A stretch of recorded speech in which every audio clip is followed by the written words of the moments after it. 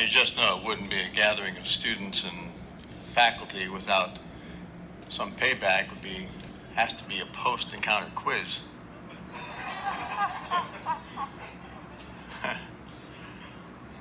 And the question is, and it's for you to solve quietly on your own, Dr. Gray's metaphor for success.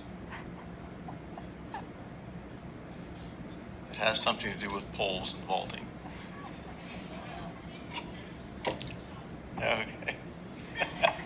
That's the answer, folks. Okay. And it's been a great evening. It really goes so quickly. There really is a fabulous opportunity for us to get together and celebrate success, celebrate transition. It is long and it is short. It's 10 trimesters when you're first starting as Tri-1s are. It's all ahead of you. Those of you in 7 and 8 can already see the light at the end of the tunnel, and indeed it is not an oncoming train. It's called graduation. Despite COVID and hurricanes and pestilence and famine and anything else that's going to come this way in 2020, no, it's been great to get together tonight and have a really great opportunity for a celebration. But we're not finished. Our president, Dr. Stephen Foster, would like a few words with you. Foster.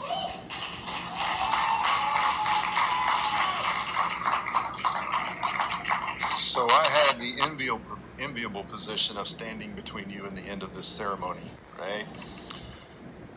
You know, I've been just off stage here, actually live streaming on my phone this event to watch it, from a little bit different perspective because I couldn't see all of your faces. And I've been social distancing over here, right? And so there's one of those terms that before this year, none of us really used, at least not together, right? And there's a few more terms that have come to mind that there's some point that I hope I don't hear ever again. Pandemic, certainly, is one I could do without. Contact tracing, there's another set of words that we just don't want. And then my all-time favorite so far, new normal, right? For me, it's new, not normal is what it is. But, those are, that whole concept, this is our new normal. We do things differently now because of what's going on, certainly, and with public health.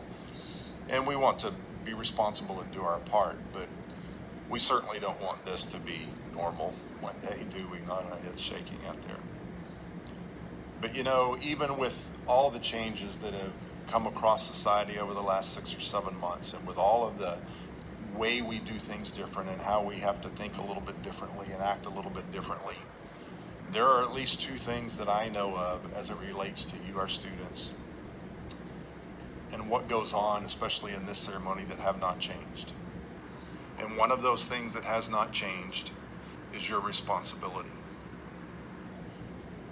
You have received a coat, you have received a pen, you have received some symbol tonight that has put you one step closer to your goal, but it has also raised one notch higher your level of responsibility.